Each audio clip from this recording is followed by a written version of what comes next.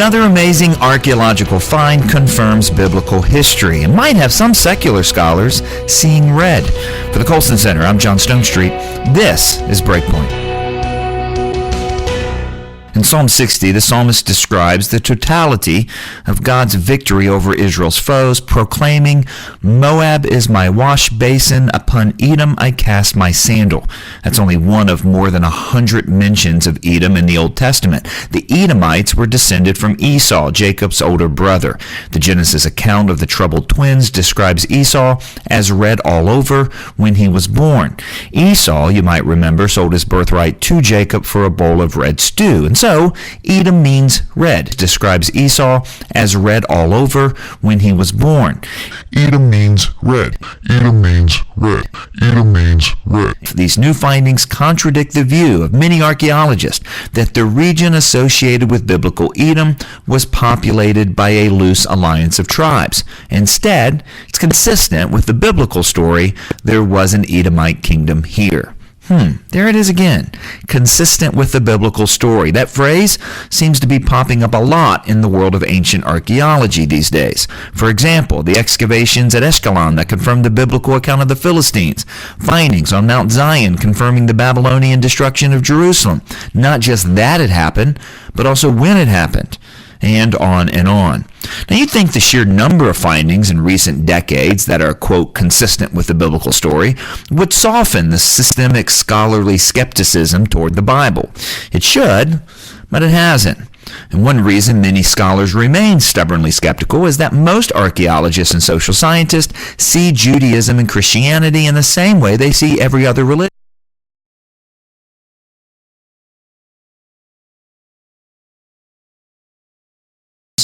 Unlike other religions, historical detail is central, even crucial to biblical faith. The biblical story reports on events that took place in human history.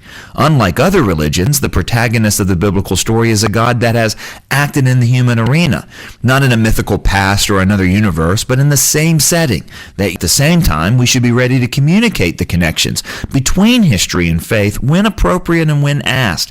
We ought not be surprised whenever we find evidence of his activity in the ground. At the same time, we should be ready to communicate the connections between history and faith when appropriate and when asked. At the same time, we should be ready to communicate the connections between history and faith when appropriate. I want to give all the praises and the honor to Yahweh, Bahashem, Yahweh Shah, Bahashem, Rucha HaKodash, and double honors to the apostles and the elders of Great Millstone. Shalom to the elect, peace to the elect. I want to touch on a short video going into the this biblical scholar, okay? Who we are the true biblical scholars, by the way, okay? With the Israelites, and let me say we say at Great Millstone, we don't miss beats, and we go into it. Now, there you have it. This so-called biblical scholar, possible Edomite, pretty sure, okay, has now been forced by the Most High to share this information, okay, and it also forces them to prove the archaeologists to excavate the history of Esau. So now, there are scholars, and people are saying Esau is done away with, and there are scholars that are saying that Esau never really existed. It was a made-up fairy tale. Now, why would somebody go through all the trouble to eradicate a house of people, okay, all together? That's crazy.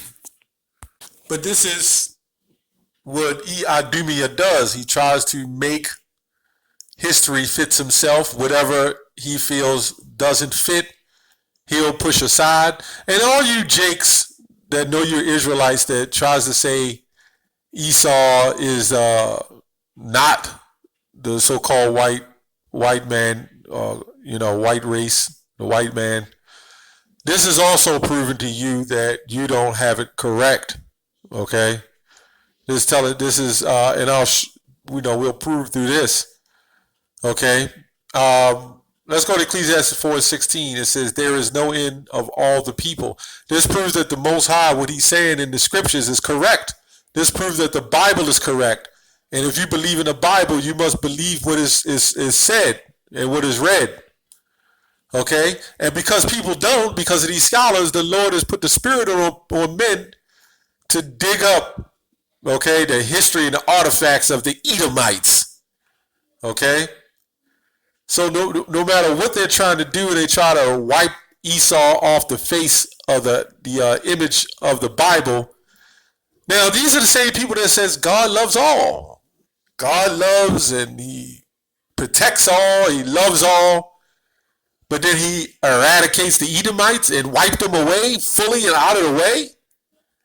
So with your logic as a believing Bible thumping person, Christian, you're really contradicting your own self. Because if God loved everybody and anybody can be saved, wouldn't that include the Edomites too? But since we have proven that the Edomites cannot be saved, now they got new doctors, they got scholars and biblical scholars.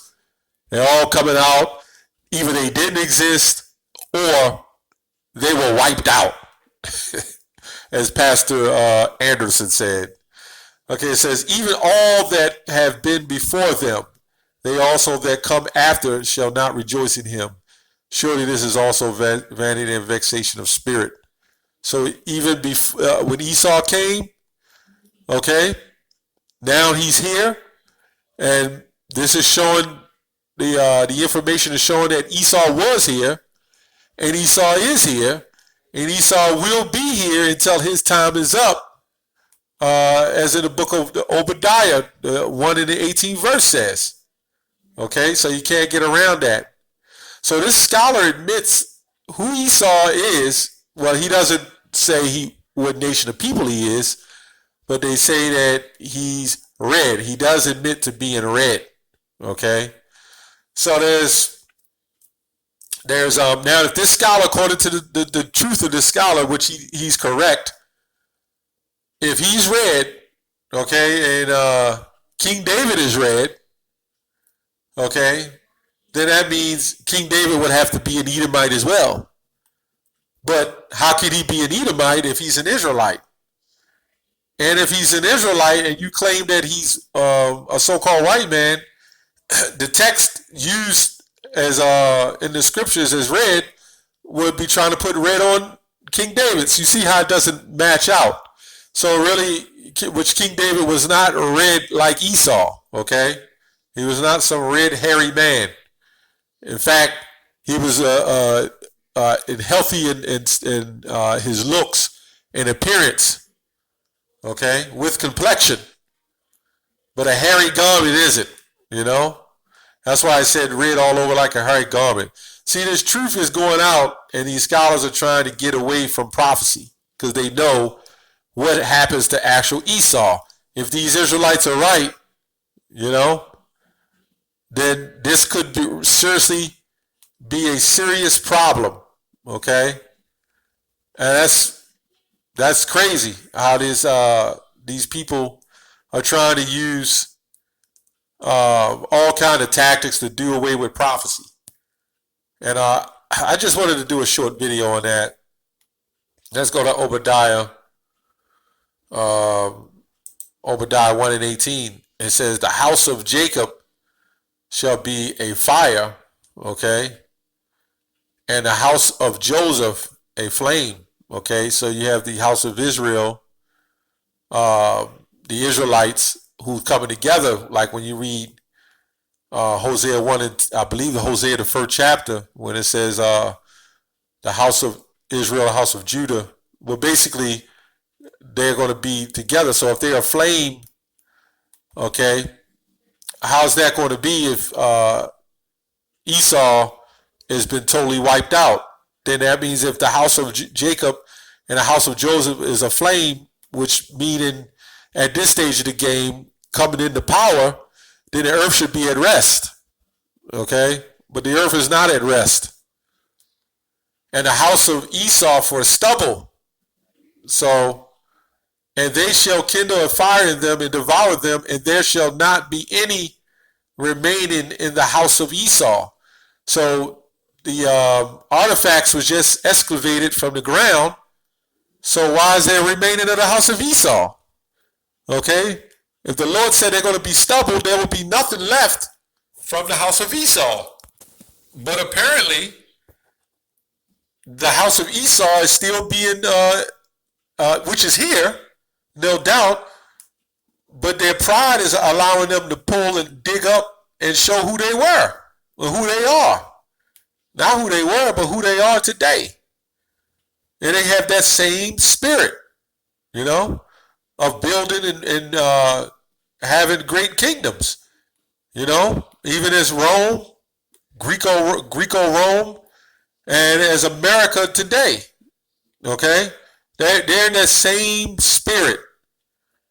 And we all know those are the ones in Rome, those Edomites.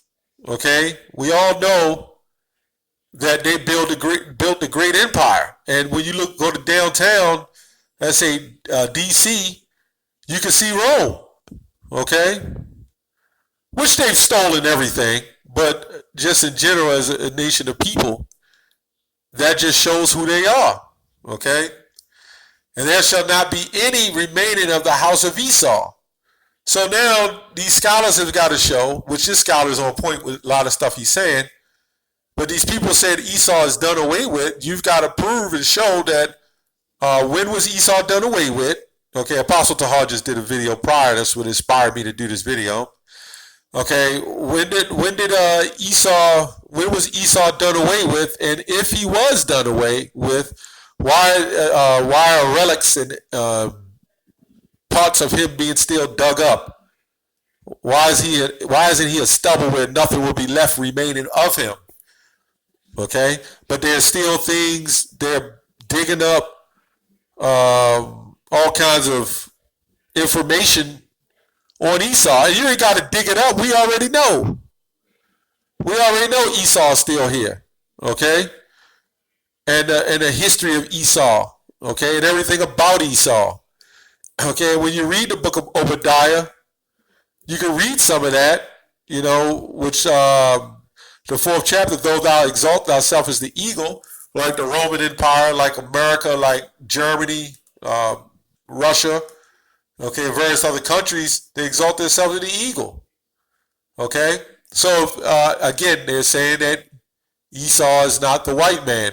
But by prophecy, according to the Bible, this is showing that. And anybody who tries to use other doctrines and other books to prove not so, the first thing you're supposed to do when you read this, you're supposed to get understanding, and it should resonate with you, okay, because now we need to understand who our oppressors are, okay, where they come from, and why are they in power, and why the Most High put them in power over us. So if that's the case, when you start seeking out new books to prove that Esau is not the white man, now you're throwing a whole new ball of wax, man. All brand new confusion. And then now you got to put more and more pieces and puzzles together. Okay? So there was somebody on the comment said Esau, the whites are the Japhites. Okay? How the hell is that? Okay? That's crazy. So we put it together by Genesis 25. He came out, read all over, and it described who he was when you go to the definition. It described who Esau was. Read all over, it described his depiction. Now with Jacob, it didn't describe his depiction. It just said the heel holder or something like that. It just said who he was. Okay, the son of Isaac, grandson of Abraham. Okay, you get the point. So all the puzzles is put together, and you got people who are trying to scramble the puzzle. You got all these different groups. They're trying to scramble the puzzle. You got saying Esau can make it, See, before, this is the problem. Before, everybody was saying that God loves everybody. This is what we were taught. God loves everybody. It doesn't matter. You're going to make it. It could be all nations and peoples and tongues. But the problem is, if that was the case, then why did the Lord do away with Esau altogether in their ideology? That doesn't make sense. When he had kept them around so some of them could be delivered? That's crazy. Like Dan, Dan's still pretty much here. They just mingled among some of the tribes.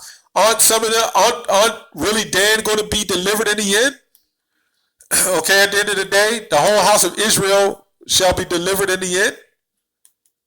Okay, through coming back. So why would God do this to the Edomites and don't allow them a chance to be delivered? That doesn't make sense.